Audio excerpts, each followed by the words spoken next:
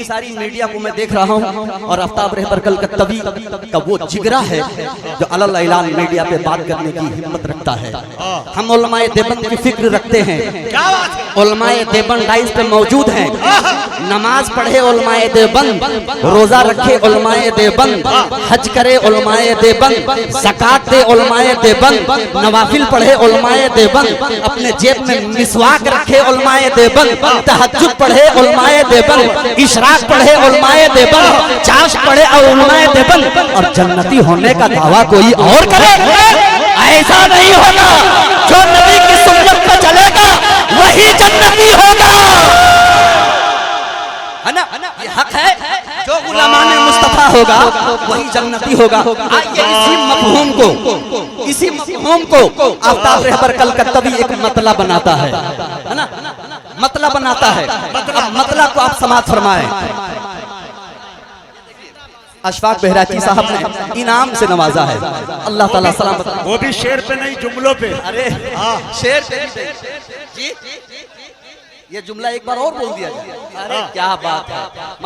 ہاتھوں کو اٹھا کے پورا مجمع ایک مرتبہ کہہ دیں سبحان اللہ, اور ایک مرتبہ کہہ دیں علماء دیوبند زندہ باد. ماشاءاللہ.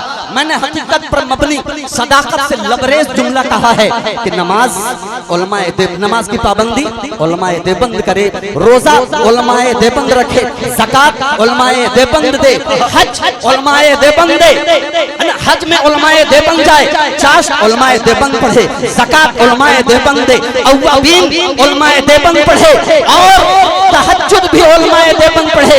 علماء دیوبند اپنی زیب میں مسواک رکھے, گویا کہ نبی کریم صلی اللہ علیہ وسلم کی سنت مبارکہ پہ ایک ایک قدم پہ نبی کی سیرت کو فالو علماء دیوبند کرے, اور جنتی ہونے کا دعویٰ کوئی اور کرے. ایسا نہیں ہوگا. جو حق ہے, جو نبی کا غلام ہوگا وہی جنت میں جائے گا.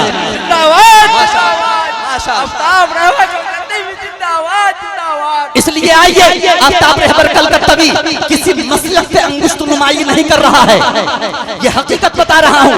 بلکہ آفتاب رہبر کلکتوی کی دعوت یہ ہے کہ اگر جنت میں جانا چاہتے ہو, خواہ کسی بھی مسلک سے آپ کا تعلق ہو, آئیے مسجد میں جب اذان ہو تو مسجد کی طرف دوڑ چلیے. آئیے کریں گے نا انشاءاللہ. ارادہ کرنے کے پانچوں وقت کی نماز پابندی کے ساتھ ادا کریں گے, کہیں انشاءاللہ. اب میں نے جو تمہید باندھی ہے مطلب سماعت فرما لیں. اب جب اتنا کچھ ہے تو ہم مرنے کے بعد ہم پریشان ہوں گے نہیں ہوں گے نا. اب مطلب سنیے. کہ سند بخشش کی اپنے ہاتھ میں, کہ سند بخشش کی اپنے ہاتھ میں لے کر نکلتے ہیں. یہ قافیہ بالکل انوکھا ہے, ردیف بھی اچھی ہے. ملاحظہ فرمائیں کہ سند, توجہ کے ساتھ سنیے گا مطلب, کہ سند کہ سند بخشش کی اپنے ہاتھ میں لے کر نکلتے ہیں. سند بخشش کی اپنے ہاتھ میں لے کر نکلتے ہیں. کہ سند بخشش کی اپنے ہاتھ میں لے کر نکلتے ہیں.